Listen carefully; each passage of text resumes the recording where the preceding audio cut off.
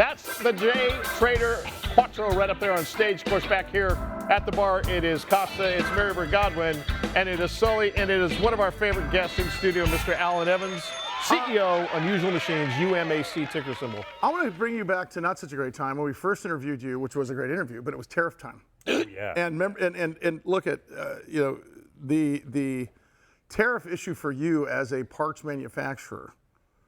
Man, that was I'm not going to suggest it was a scary time, but boy, that was the time you had to pivot as fast as the decisions were coming. Bring us forward now. How did it shake out now the dust has somewhat settled there? Well, first, my team did an amazing job. So this is not me at all. It's the people who I get to work with. This is like the thing. I They keep on bringing up Bill Burr. Remember Bill Burr talking about he's not that impressed with Steve Jobs? Yeah. He goes, well, I'm not that impressed. He goes, well, how could you not be impressed with Steve Jobs? He goes, hey, I want a device that plays all my music. I can make phone calls. Go. Yeah. Make it. Yeah. Go make it. Come back. Yeah, so they made it. Yeah. So credit where it is. And I'm going to tell you their story. Yeah. A lot of reaction, a lot of time putting it out there. But because of it now, we settled into the Chinese tariffs at about 30%. Mm-hmm. So we saw margin improvement last quarter, coming out of it. And it's stabilized there. So you're seeing the world stabilize a little bit. Another one that is completely sort of ignored in this whole thing is the de minimis exemption cancellation. Yeah. Which is, it used to be like you do Timo or Shine or whatever, and they could ship anything in, and you wouldn't pay tariffs on anything under $800. Right. So that was super nasty to our retail channel because people would go order stuff at $500 or $600, and so that exemption going away actually really helped our consumer business. Yeah, sure. Be more competitive, but I think that's a surprise where everybody sees it otherwise. But the stabilization now puts us in a place where we're moving more to the U.S. than we thought, because the tariff change makes it better for us and for our customers to manufacture. When you see news like that happen back then, and I didn't get a chance to ask you this back then, but do you respond or do you react, or is it both? Because reactionary, I think, is necessary sometimes, but if you go too fast, you guys could have missed all that margin potential, correct? We expected some tariff to stick around.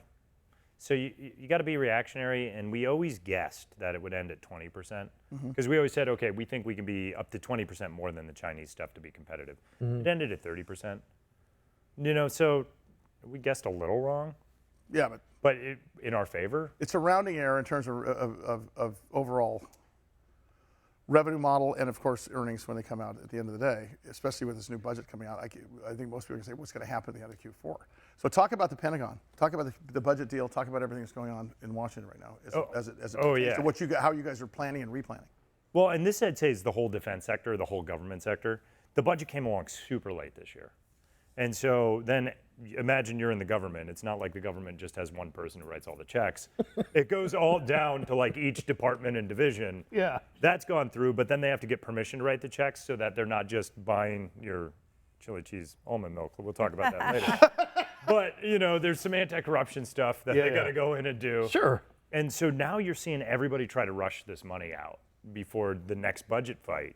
So you're about to see the start domestically, and in this cycle of people are calling like a defense super cycle that really leans toward drones, where they expect military modernization budgets to occur over the next 2 or 3 years in the U.S. and in Did Europe. Doge hamper you guys help you guys? You talked about cutting out the corruption and all the. So Doge, coupled with the government sort of not having a budget, iced out anybody who was defense. Because think about it, you're a procurement person in the government. Right. You don't have a budget.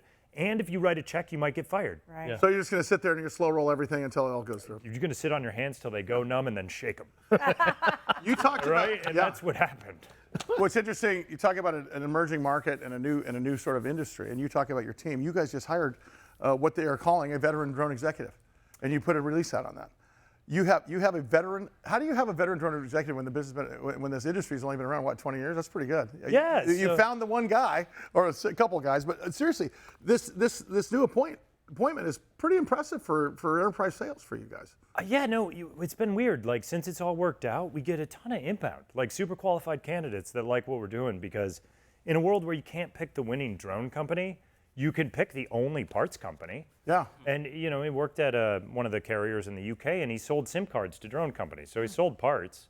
And you're like, well, yeah. And then for us, if you're a parts vendor, it's only 50 people. Yeah. That's your whole world. Like, there's 50 buyers out there, and so if you know them, you can go in and talk to them and be like, what are your problems? Let's fix them, right? That's what the sales process looks like for a parts vendor. It's not the same as consumer where it's ad spend and any of that. Right, but still though, when you look at this federal budget and the large purchase of large drones, that changes the face of maybe what you planned a year ago, right? I mean, is this going to change? You knew it was coming, but in terms of how this is going to benefit the business, that's going to turn you guys into a juggernaut here, based upon what the spend is for large drones for the military, correct? It's going faster than I thought, and I think there's another thing in there that the Transportation Secretary Duffy just came out with drone dominance domestically, where they're enabling what's called BVLOS, which is beyond visual line of sight, and they're really speeding that up, and that's your Chipotle burrito delivery. Oh, that's right. We talked about that. Why is he looking at me? He's pointing to the right guy. Yeah, no, this is I'm my excited family. about it. We DoorDash We Chipotle We often. talked about this today, how the burritos will be delivered on your doorstep here by drone. within the corner by drone. I mean, I'm not mad at it's it. under Aren't 2 some years grocery away. stores doing this? Like Walmart's Yeah, they're doing starting. this? Walmart's doing Yeah, it but a it's whole not bunch. burritos, though. DoorDash This is is a whole doing different it. Yeah, deal. we need It's burritos. Amazon's doing it. Other than that, what are you most excited about in the next 18 months? In so much that you can disclose as a public company, but what are you focusing on next, and what's the future's so bright you got to wear shades moment for you guys? Well, I'm really excited to get through the next couple of months and see where it all lands. Yeah. Like right now is the really high uncertainty into the outcome. Yep. I'm excited in seeing what the orders are over the next couple of months and actually being able to plan. We're turning on the motor factory. I just walked through it before and pretty excited to see that start kicking out stuff. And it's been great. We're hiring a bunch of people to build stuff in the States again. And I grew up in Michigan. And I remember the whole collapse kind of the auto industry. And it's really cool to be on the other side of that. Exactly right. That is awesome. His name is what? What did he say? He finished our whole show for us. He did. And I'm glad he did. Allan Evans, CEO, Unusual Machines. Founding investor of chili cheese. That's right. Almond milk. Coming to your house via drone shortly. Unusualmachines.com is the website. Ticker is UMAC.